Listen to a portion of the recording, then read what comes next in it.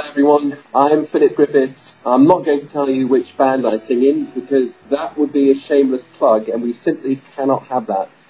All I'm going to say is this, you are watching Live Prog, a great new concept, so enjoy. Hello, welcome to Live Prog. My name is Marcel Haster and welcome of course to a new video review. Now I'm very happy to present the album of this review to you because it is from the German band Alias Eye. I had the pleasure of reviewing an album of them once before.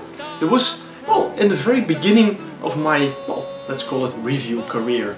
Back in 2003 they had released their second album, A Different Point of View, and I gotta say I really enjoyed that album. Now I kinda lost track of the band and I knew that they released one other album back in 2007, but apart from that I thought they had, well, quit, stopped, done something else.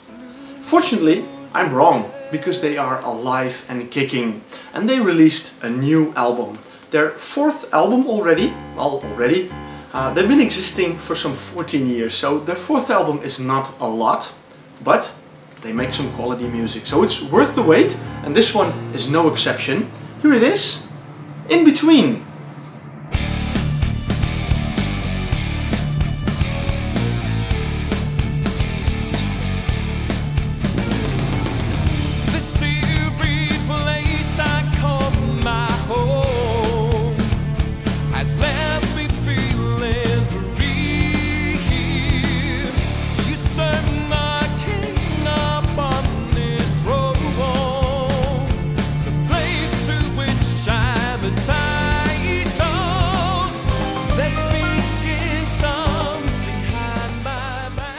When I think back of the album A Different Point of View, and that's not hard because, I'll be honest, I still play that album from time to time because I still love the music very much.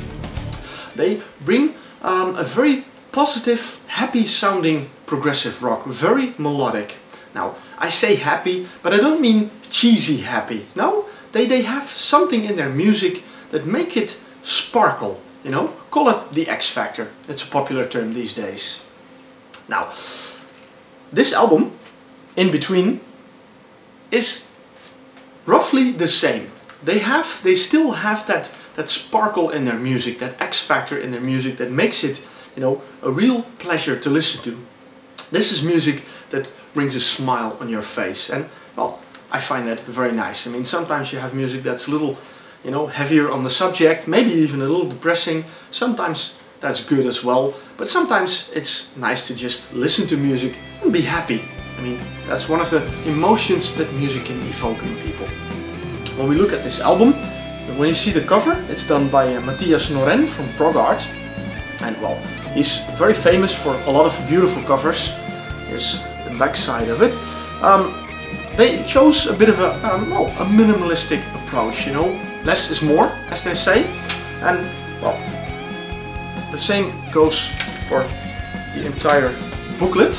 If you look at a few examples, and you have the lyrics as well. Now, I kind of like this approach. I kind of like the cover of this album because it kind of symbolizes also what Alias Eye stands for. They don't bring 20-minute songs with complex arrangements with mellotron solos and well, none of that. No, what they bring on this album, and here you have the track listing, as you can see, 10 tracks, and they range between 3 and 5 minutes roughly. Only the opening track, Arabesque, is the longest track on the album, which clocks almost 7 minutes. Now, when listening to the music, I gotta say, it's an amazing album. I can't stop playing this one. Ever since I got it, I play it a lot, and it's definitely gonna be one of my favorite albums of this year.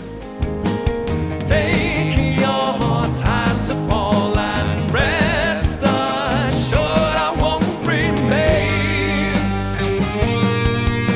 to take you into me and face the agony again.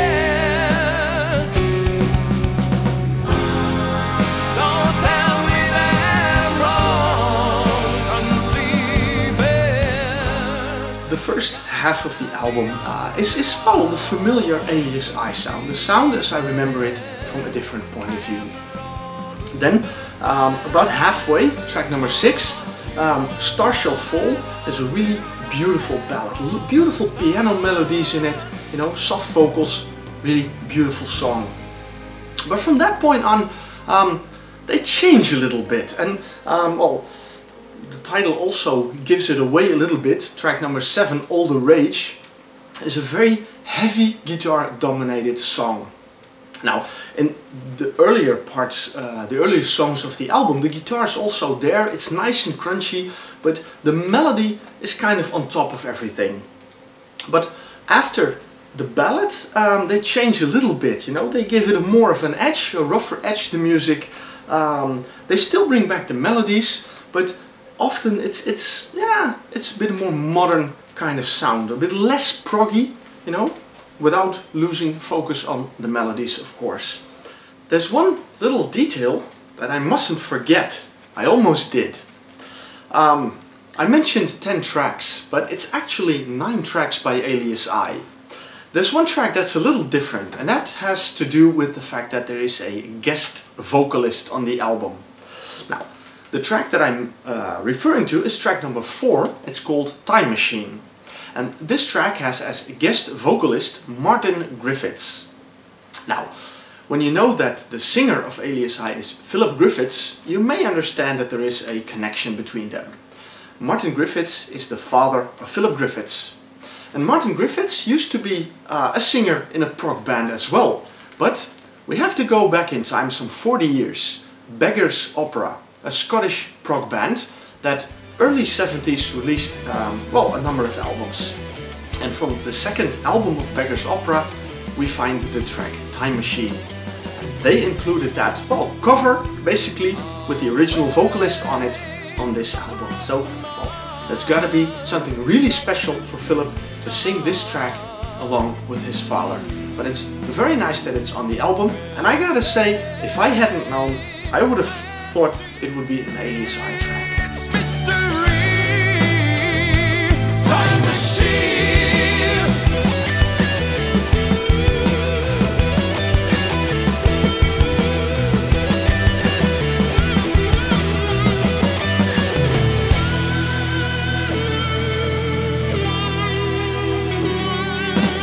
Maybe we can find a place where our minds will run together like the water in a stream.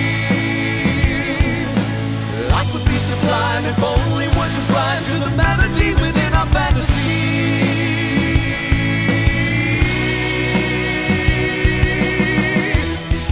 One of the selling points of this album, I still have the cover here, because I want to mention the guys from the band.